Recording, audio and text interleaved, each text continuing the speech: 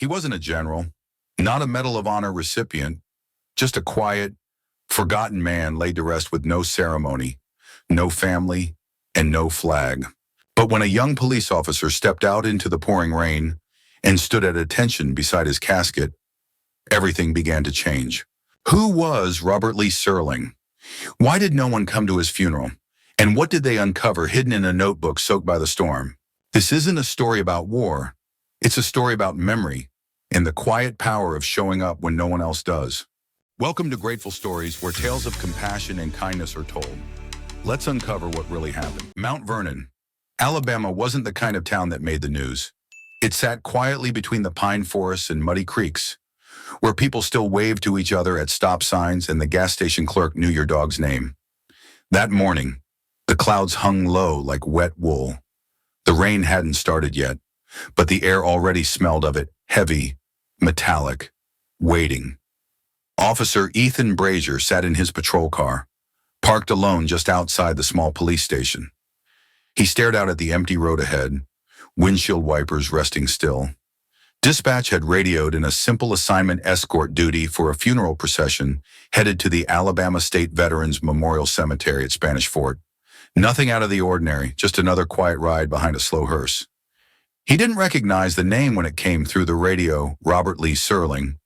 No next of kin listed, no church service. Just a short route from the nursing home on the edge of town to the cemetery 30 miles away. Ethan figured it was someone with no family left. Maybe a distant relative waiting to collect the paperwork later.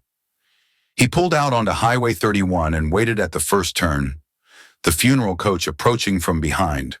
One black car, one hearse. No other vehicles followed. No convoy of friends. No veterans' motorcycles. Just silence. Wheels over wet asphalt. The first drops began to fall when they passed Bay Minette. By the time they crossed into Baldwin County, the rain had turned relentless. Windshield wipers thumped steadily, pushing back the sheets of water. Ethan kept glancing in the rearview mirror, not for traffic, but out of habit. The hearse was steady behind him, its lights glowing dimly in the gloom.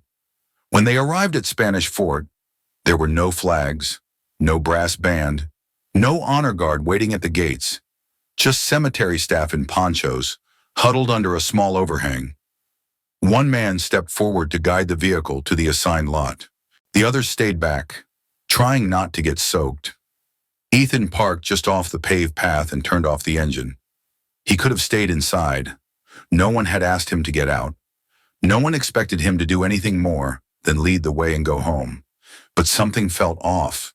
He looked at the hearse again. The driver stayed seated, waiting for someone to give the signal. But there was no family here. No chaplain, no ceremony, just an old man in a wooden box, being lowered into the earth by strangers. Ethan opened his door and stepped out into the rain. His boots sank slightly into the soft ground.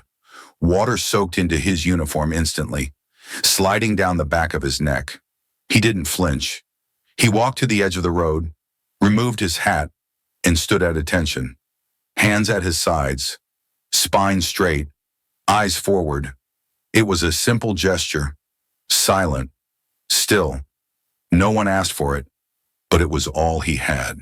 Behind him, the cemetery staff glanced over, unsure of what to make of it. One of them nodded slightly and resumed prepping the site.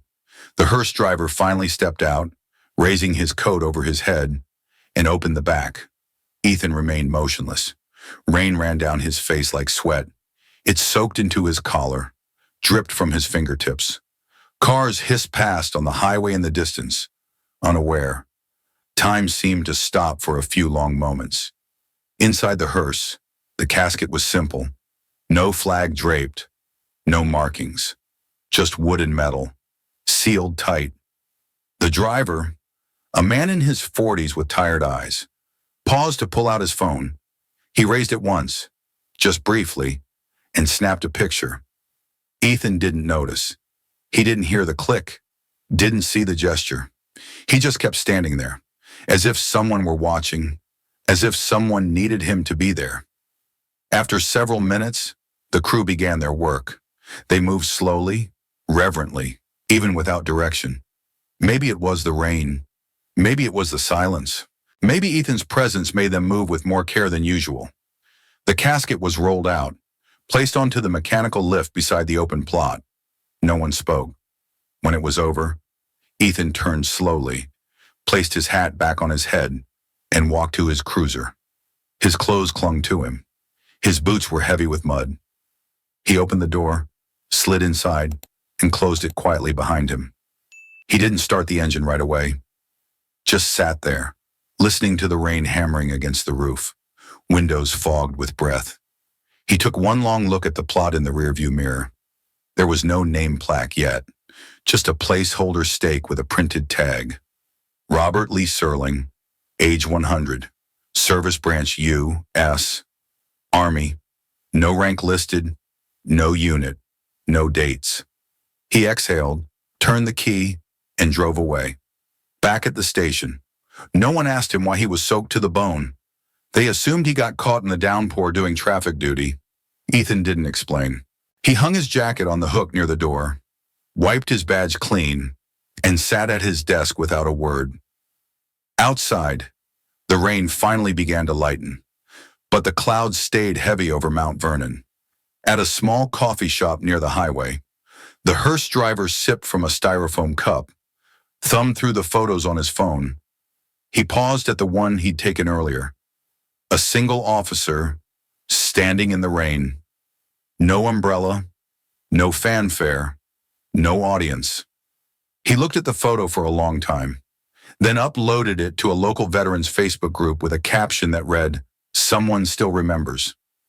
He put his phone down and didn't think much more of it, but by nightfall, the image had already been shared hundreds of times, and by morning, it would reach someone who knew the name Robert Lee Serling, not from Mount Vernon, but from the distant past, from a time when names weren't always remembered, and not all heroes got welcome home parades. But for now, the photo remained just that, a quiet image of a man standing still for another man. Long after the world had moved on, and Officer Ethan Brazier, sitting silently in the break room, had no idea what was coming. By the following morning, the photo had traveled farther than anyone expected.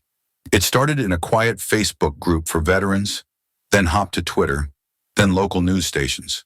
No caption needed to explain it, just an image, a lone officer standing in the rain, honoring someone most had never heard of. People began asking questions. Who was the man in the casket? Why wasn't there a ceremony? What did he do to deserve a salute like that? At first, there were no answers, just guesses. A few users posted comments like probably someone's grandpa or maybe a retired soldier. But one comment stood out. It simply read, "I recognize that name. I think he served in the Pacific." Ethan wasn't on social media much, but by lunchtime, the front desk clerk showed him the post. "Is this you?" she asked, tilting the screen toward him. He nodded slowly. "Yeah, that's from yesterday." Her voice dropped. "People are asking who the veteran was. You were there. Do you know anything?" He didn't, but something about the way the man had been buried so quietly, so forgotten, didn't sit right with him. That afternoon, Ethan drove back out to Spanish Fort. The rain had passed, but the sky still wore that same gray blanket. The ground was soft, patched with puddles, and the only sound was the low rustle of wind through the flags near the entrance. He parked near the lot where the funeral had taken place and walked to the plot. The fresh dirt was already beginning to settle. A small metal stake marked the spot. Attached to it was a plastic placard with printed letters. Robert Lee Serling, 1923-2023 U.S. Army, no rank, no division, no inscription of honor. Ethan stared at it for a long moment. Then he crouched to brush away the damp leaves around the base. Next to the marker was a sealed envelope, slightly warped from the storm. He hesitated, then picked it up carefully. Inside was a folded paper from the funeral home with basic details: date of death, time of burial, and the nursing home that had handled the arrangements. No mention of surviving family. Just a line that read, "No known relatives. Request for direct burial approved. Back at his cruiser." Ethan made a call to the number listed for the nursing facility. A woman named Carla answered, her voice cautious but kind. "Did you say you were the officer at his funeral?" she asked. "We've been wondering if anyone would come." That line hit harder than he expected. Carla invited him to stop by the next day, said there were a few personal effects left behind, nothing of great value, but some things that might help you understand who he was. Ethan arrived at the nursing home just before noon. The building was modest, nestled between two churches, with a cracked sidewalk leading up to the entrance. Inside, the air smelled like bleach and afternoon soup. An orderly buzzed him through to the administrative wing. Carla met him in a small office with faded wallpaper and a row of labeled bins. "I didn't know him well," she admitted, pulling out a box marked R.O.L. Serling. "But I remember he was quiet, always reading, never asked for much." Inside the box were only a few items: a wool cap, a set of old dog tags on a rusted chain, a faded Polaroid of a young black man in uniform, smiling with his unit in front of a camp tent, and at the bottom, wrapped in a cloth napkin, was a small leather-bound notebook. Ethan opened it gently. The pages were stained with time, the ink faded in places, but still legible. There were dates, unit names, weather notes, nothing dramatic, just entries like "rain today," "rations thin." Then, about halfway through, one sentence jumped out: "Survived, lady." "Others didn't?" Lady Ethan asked aloud. Carla nodded. "He used to mention it. That's in the Philippines." "Right." Ethan nodded, slowly flipping to the back of the notebook. Tucked in the rear cover was a second photograph, black and white, curled at the edges. 5 young men in uniform, one of them clearly Serling, crouched beside what looked like a smoking vehicle. On the back, someone had scrawled in pencil, 13th Eng, support, Leyte, 1944. It wasn't much, but it was a thread, a trace of a life that had once burned through a war. Carla placed a hand over the box. "We didn't know who to call. The state said we could dispose of it after 30 days, but I couldn't bring myself to throw it out."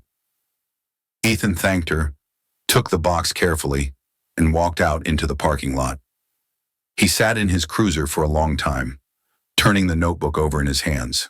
Something about the way it was written, matter-of-fact, sparse, but steady, told him this man had endured more than he let on, and never talked about it. He went home that night and cleared a corner of his kitchen table, laid everything out like puzzle pieces. The photos, the notebook, the dog tags, a name that meant nothing yesterday, now refusing to fade from his mind. He looked up 13th engineering support on his laptop, found a handful of old military records and one grainy article about logistics crews in Leyte units that rebuilt bridges under fire, cleared jungle roads, patched runways. No mention of Serling by name, but the timeline fit. So did the location. He clicked through photos of the Leyte campaign. Mud, flames, explosions, rows of tents. Then he found something that made him sit back in his chair. A roster of casualties from November 1944. Nearly the entire 13th detachment had been wiped out during a surprise ambush near Barawan. Only 1 or 2 names were unmarked. He stared at the screen. Serling's name wasn't listed. He was likely one of the ones who made it out. But if he had survived something like that, why had no one ever heard his story? Why had he died alone the next morning? Ethan returned to the cemetery. He stood once more in front of the temporary marker, this time with the photo from Leyte in his pocket and the notebook clutched under his arm. And as the wind whispered across the hills, he made a quiet decision. He wasn't done with this man's story.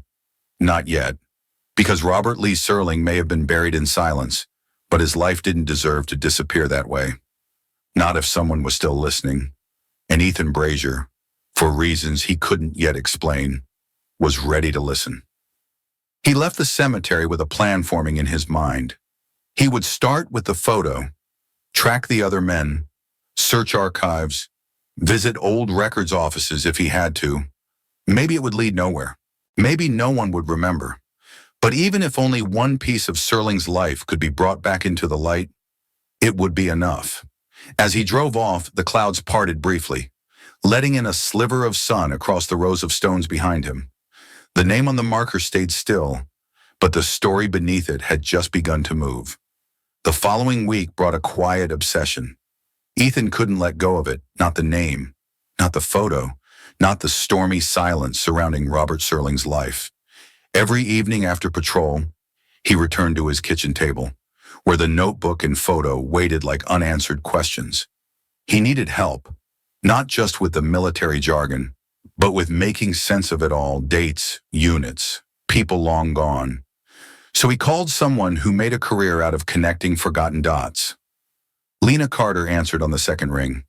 She'd been a reporter for the Baldwin County Register for over 20 years. Her inbox was full of city council drama and local business press releases. But when Ethan mentioned a WWII veteran buried without honors, her tone shifted.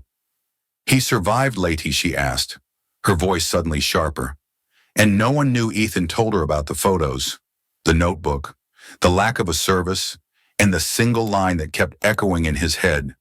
"Survived, Lady." Others didn't. By Friday, Lena had cleared her schedule. She drove to Mount Vernon the next morning, a canvas messenger bag on her shoulder, her recorder already in her hand. They sat at Ethan's table for hours, piecing together timelines, squinting at faded names. She photographed every page of the notebook, every dog tag engraving. When she reached the lady photo, her fingers stopped. 13 engineering support, she whispered. Most of these guys didn't make it. She searched her files, pulling up a copy of a 1984 military reunion list. Most of the names were crossed out in red deceased. One, however, wasn't. Franklin M. Kellogg, Toledo, Ohio. "I'll call him," Lena said. "But if he's still alive, you need to be the one to speak with him." 3 days later, Ethan dialed the number she'd found. A slow voice answered. "This is Frank." Ethan introduced himself, explained the reason for the call, then paused. He didn't want to rush. "We found a photo," he said softly. "Taken at Lady and 44. You're in it. So is a man named Robert Serling." For a moment, the line went quiet. Then the old voice replied, clear and deliberate. "You found Robert." "Not exactly," Ethan said. "He passed away 2 weeks ago in Alabama." Frank let out a shaky breath. "Well, damn." They arranged a call the next morning. Lena set up her equipment. Ethan pressed record, then stepped aside and let Frank talk. The old man didn't need much prompting. He remembered the sound of the jungle at night, the damp uniforms, the way everything smelled like rust and fuel. And he remembered Robert. Said they'd called him Sergeant, even though he never made rank. He didn't talk much. Frank said, "But when things went bad, you followed him. No questions asked." Ethan leaned forward. "Do you remember what happened in November 44? Frank chuckled once. Not out of humor, but disbelief. "You mean when everything went to hell?" His voice slowed, steadied. "We were on supply duty, moving ammo and fuel up a mountain road near Brown. Had 2 Jeeps, mine in front, Robert in the back. Road gave out under our tires. We slid into a ditch. Next thing we knew, we were pinned under fire." Frank paused. The lead Jeep caught fire. "I was half conscious, heard someone yelling, then saw Robert burned, bleeding, dragging my partner out from the front seat. Came back for me next, pulled me out while rounds snapped past us like flies. He never stopped moving." Ethan stared at the recorder. "Did anyone report it?" "No one left to," Frank said. "Command was dead. Our paperwork got lost in the chaos. Robert never said a word about it again. Just patched himself up and kept driving supply runs like nothing happened." Lena blinked hard. "Did he get a medal?" Frank laughed bitterly. "Nope. Not even a damn thank you." The call ended with a long silence between Ethan and Lena. She turned off the recorder, slid the device into her bag, and said, "That man deserves more than a plastic tag in the ground."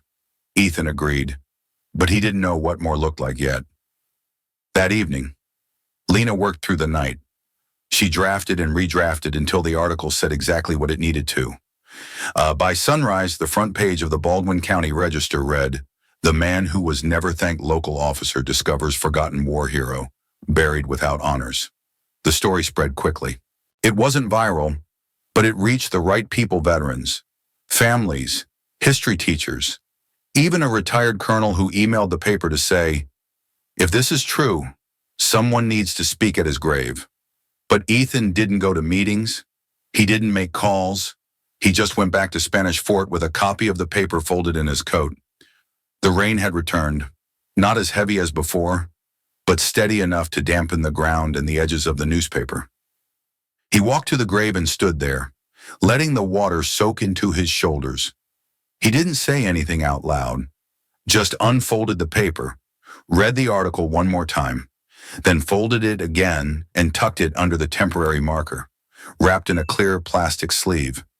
He stayed there a while, eyes closed, breathing in the rain and memory. When he finally turned to leave, he wasn't alone. 3 people stood quietly by the fence: an older man in a wheelchair, a middle-aged woman holding a folded umbrella, and a young boy clutching a baseball cap too big for his head. They didn't say a word, just nodded. By the next day, the grave had fresh flowers, then a flag, then another photo, this one printed from the article, placed in a simple frame. People were beginning to remember a man they'd never met. Lena called Ethan later that week. "There's more coming," she said. "The paper wants to do a feature. I've already gotten calls from a military historian in Georgia and a documentary team in D.C." Ethan didn't know how to respond. He hadn't done any of it for attention, but something inside him, something long buried, felt a little more at peace. He didn't tell Lena what he planned to do next. Didn't explain why he'd started researching the criteria for posthumous military recognition, or why he was emailing scanned pages of Serling's notebook to the National Archives. He just knew this wasn't the end. He had stood for a man in the rain once. Now, it was time to stand for the truth. And even if no parade ever came, even if no medal ever arrived, Robert Lee Serling's name would not disappear again. Not while Ethan was still listening, not while Lena was still writing, not while strangers kept showing up to stand still in the rain. The man they never knew was finally being seen. 2 weeks after the article ran, Ethan returned to the cemetery on a quiet Thursday morning. The sky was clear for once, soft sunlight falling gently over the rows of white stones. But something had changed. Robert Lee Serling's grave no longer had the plastic tag. The rusted stake was gone. In its place stood a new headstone, polished, solemn, and still. He paused in front of it, breath catching for a moment. Carved into the stone was a name now fully seen: Robert Lee Serling, Private First Class, U.S. Army, 1923-2023 Late, 1944. Beneath that, in bold letters etched deeper than the rest, he stood for others when no one stood for him. Ethan didn't need to ask who had done it. He already knew. A group of local veterans had quietly taken up the task: men who had read the article, seen the photo, and decided no fellow soldier should lie beneath an unmarked stone. They pooled funds, contacted the cemetery, and got the paperwork done faster than expected. No press release, no ceremony, just the stone, just the truth. The following week, Lena called Ethan from the local high school. She stood in front of a new bulletin board inside the guidance office, where a laminated flyer had just gone up: the Robert L. Serling Memorial Scholarship, supporting students pursuing military service, engineering, or history. It wasn't large, just one scholarship a year, funded anonymously by local donors. But it was enough to make a difference. Enough to make sure his name kept echoing forward. Lena didn't mention who had started it. Neither did Ethan. But the guidance counselor hinted someone had delivered a package with Serling's photo, a copy of the notebook, and a typed note that simply read, "He never asked for recognition, so we give it now." Quietly. Life in Mount Vernon settled back into its usual rhythm. The roads were quiet again. The rain came and went. But Ethan changed in small ways no one at the station could quite put into words. He still pulled morning shifts, still ran radar along the highway, still drank his coffee too black and too fast. But every third Saturday, he drove out to Spanish Fort, rain or shine. He never said why. He never brought anyone with him. He would park near the entrance, walk alone to Serling's grave, and kneel to place a single white lily on the fresh-cut grass. Sometimes he'd stand there for 5 minutes, sometimes an hour, always in silence. He never brought a phone, never took a picture. It wasn't about being seen. It was about making sure someone saw him, Robert, that even in death, someone still stood for him. One morning, a cemetery worker noticed something different. A second flower lay beside Ethan's lily, this one blue, with a handwritten card tucked beneath it. The handwriting was neat, unsure, like someone trying to write with too much pressure. You never knew me, but you made me want to serve. Marcus D., class of 2025. It happened again the following month. Then again, by fall, 3 or 4 notes would appear, some weekends left by students, veterans, even a teacher who simply wrote "Thank you for teaching" without saying a word. Lena kept her distance. She never approached Ethan at the grave, never interrupted, but once she stood under the branches of a pine tree at the far edge of the lot and watched from behind her camera lens. Ethan had no idea she was there. That day, he wasn't alone. A teenager in school uniform approached the stone, walking slowly, a military-style backpack on his shoulders. He didn't speak, just stood beside Ethan, eyes on the name, then lifted his right hand to salute sharp, clean. Practiced? Ethan didn't move, but Lena saw something shift in his posture. He turned slightly and nodded once. It wasn't approval, it wasn't instruction. It was the quiet passing of something invisible and weighty. The teenager turned and left. Lena lowered her camera. She didn't take the shot. Some moments weren't meant for front pages. Some stories didn't need to be told again, just carried forward. Back in town, the coffee shop near the station kept the photo pinned on their corkboard, the one of Ethan in the rain. Below it, someone had scrawled in marker "Respect is silent," and in a small wooden frame beside it sat a copy of the Register's headline, "The Man Who Was Never Thanked." No one updated it. No one moved it. They didn't need to. Robert Lee Serling had no children, no grandchildren, no family left to tell his story around dinner tables. But he had something else now. He had a grave that spoke, a scholarship that opened doors, a town that remembered, and a man who kept showing up, one lily at a time, to say you were not forgotten. The world didn't change all at once, but something quiet shifted in the soil. Something unspoken took root, and beneath the weight of that stone, the silence finally meant peace, not erasure. Ethan walked back to his cruiser that day without looking over his shoulder. He didn't need to. The salute had already been given, the story had already been passed, and the man no one knew now stood forever.